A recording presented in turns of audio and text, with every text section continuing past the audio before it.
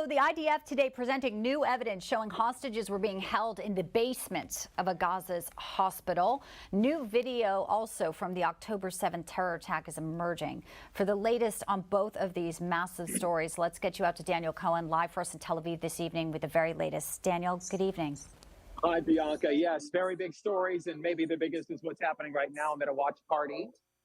The March for Israel here in Tel Aviv. And I can tell you, it's not a huge gathering. We had an enormous thunderstorm just a little while ago. But everybody here is hanging on every word. And it's great to see people celebrating. There's no graffiti. There's no masks. There's no fighting. It's just people waving flags, singing, and we can feel the love, even, I think, 8,000 miles away. But let's get to the big stories you were just talking about. The IDF just announced the death in captivity of a 19-year-old woman who appeared in a hostage video released by Hamas yesterday. She was begging for a ceasefire. We're not going to show you the video, but we do want to show you this photo of Noah Marciano. In the video, I can tell you, I watched it. Marciano appears to have suffered blunt force trauma to her head or body. The terrorists cut off one of her feet. Hamas claimed her death on an airstrike. Meantime, the Israeli army just released video from Rantisi Hospital in Gaza. Israeli forces found weapons in the basement of a children's medical facility, specializes in treating cancer, kids with cancer. Also, they found a motorcycle believed to be used in the terror attack. Israeli forces discovered living quarters where hostages appear to have been held, along with a weapons cache that includes grenades and suicide vests. Listen. This kind of gear is a gear for a major fight. People shooting RPGs from hospitals. This is Hamas firing RPGs for hospitals. The world has to understand who is Israel fighting against. They were all used in the massacre of the 7th of October. They even have bullets in this motorcycle. We're now entering into the room where we suspect the hostages were being held. People are putting curtains with nothing above, just wall. No reason to put here a curtain unless you want to film hostages and deliver movies. New horrifying footage has just emerged from Israel's South first responders from October 7th, showing Hamas throwing 8 grenades into a packed bomb shelter near the Nova Music Festival. Now, at one point, one of the partygoers you're about to see sheltering tries to make a run for it, and the terrorists immediately turn their weapons on him. An Israeli staff sergeant that was in the shelter managed to toss back 7 grenades. The 8th one killed him, but we can tell you the 7 people inside miraculously survived, though I don't know how. Prime Minister Netanyahu has ruled out the Palestinian Authority returning to power after Israel eliminates Hamas. Bianca, Netanyahu says whoever controls Gaza next cannot teach children to hate Israel, to kill Israelis, or to pay terrorists. There's something called pay for slay that the Palestinian Authority rewards the families of terrorists with monthly stipends for injuring, hurting, murdering Jews. Bianca, back to you. Daniel, if you don't mind, before we let you go, it's remarkable to watch on the screen behind you, also what we're watching from our screen here, all of us united in America, as you are there in Israel. It is this unified message, and it really is such a unique day as we see it really positive, even though there's so much pain. And we talk a lot about the resilience. I just think it's incredible. The IDF releasing this video for the world to see exactly these tunnels, the weapons. Amidst them trying to fight a war, they also have to fight this information war, and they're doing it. They're doing it because they have to, unfortunately, because there are media and those in the international community who are making their job even more taxing than it needs to be, clearly. Yeah. You know, my story that I did yesterday, when we talked about, I'm in Hostage Square. I've been reporting here often, and we're hearing the national anthem here. The words actually mean the hope. There's so much hope here, surrounded by sadness. I was speaking to people yesterday, about a dozen or so, furious that the world doesn't believe Hamas. These guys, the terrorists, wore body cameras. They wore GoPros. They wanted everyone to see what they were doing to Jewish babies, children, mothers, fathers, Holocaust survivors. I saw that 43-minute video, tore my heart out. And I was speaking to people here, and one woman started screaming so loud. It got the attention of hundreds of people that were just listening to her. She just needed to channel and outlet that anger.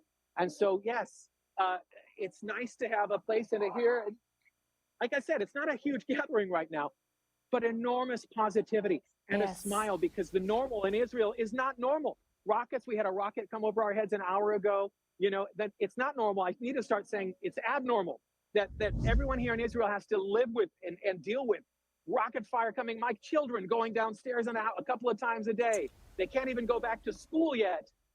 They go, some stay home, they zoom in, they zoom out, you know, because it's just not safe for children to have everything resumed. So the normal here in Israel is not normal. It's abnormal. But the Israeli people are so resilient, and I'm so encouraged to see what I'm seeing and what you're seeing on your screen, just celebrating the Jewish spirit. Yes, and you know, I don't know Hebrew. I know you do, but the Hebrew word for Hamas is violence. And that is one word that I have learned, and I think it's always important to underscore that. That is who they are. Yes, that's right. Daniel Cohen, live for us in Tel Aviv this evening. Thank you, Daniel. Good to see you. Good to see you. Thank you. All right, let's listen in now. Matthew Miller, the State Department. The briefing is underway. Let's take you there live. Increase the amount of cash that Iran spends to destabilize the region. Because Iran does not, what we see is when making its choices for how to spend its money, the Iranian regime does not choose to feed its people first. Exactly. They choose to fund destabilizing activities first. They always have. As far as we can tell, they always will. So when looking at this money, we see the benefit to allowing these funds to move, again, to restricted accounts, where they can only benefit the Iranian people. All right. I just Go ahead, Jen. understand how you can't see how you can't see And I don't logic understand how you can't, we don't understand each other, I think. But go ahead, Jen. That there is not a formal assessment being done by the U.S. government into whether Israel is adhering to international humanitarian. As I said yesterday, we monitor the use of our weapons. We monitor all the actions that Israel takes as we monitor actions in any conflict, but I'm not going to speak to internal deliberations. But there's no formal assessment. There's not a formal assessment that's been made, and I'm not going to speak to internal deliberations inside the department. All right, now, Saeed. Can you update us on the status of the pauses? You know, we have had a pause or two. Is that ongoing, or did that stop? What's going on? I mean, from what we see and read and so on, there are no pauses taking place. There are pauses that are taking place. So this is something the Secretary pushed for when we were in Israel. He had very direct conversations with the Prime Minister about it. You saw him come out and talk about those conversations afterwards. And then over the week, 10 days after we left Israel, you saw Israel begin to implement pauses. And every day they announced pauses in areas to allow the evacuation of civilians along humanitarian corridors. We've said before, we think the pauses ought to be longer. We will continue to engage in conversations about that with the government of Israel. Matthew Miller there having a tussle with reporters. It's becoming sort of a daily occurrence here, but you just heard him say they wanted the pauses to be longer. We should note that on Monday, the IDF had agreed to not only do a 4-hour pause requested by the Biden administration, they extended it to 7 hours. So a lot at stake here. Of course, there was talk about money and a talk about a Hamas spokesperson and the release of more hostages, to which the State Department was not going to comment. We're monitoring this. We're going to take a very quick break. We'll be back with much more for you here on Newsline. The U.S. wants to send in humanitarian aid. Israel is refusing. Oh, they sound so cruel. Let's play it out. Trucks come in with humanitarian aid. They come to the gates of Gaza. Who receives them?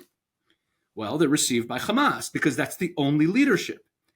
And that means that the first supplies go down into the tunnels. What do I mean by the tunnels? Now, I've introduced the tunnels. Some of you who watch this closely are aware of the tunnels. Underneath the 24-mile Gaza Strip is a spiderweb network of 300 miles of tunnels. Now, these aren't little tunnels like a rabbit digs in the backyard. These are hundreds of feet underground, so far underground that bunker-busting bombs can't touch them.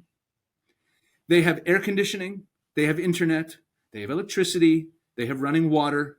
They are command centers and they are munitions storehouses.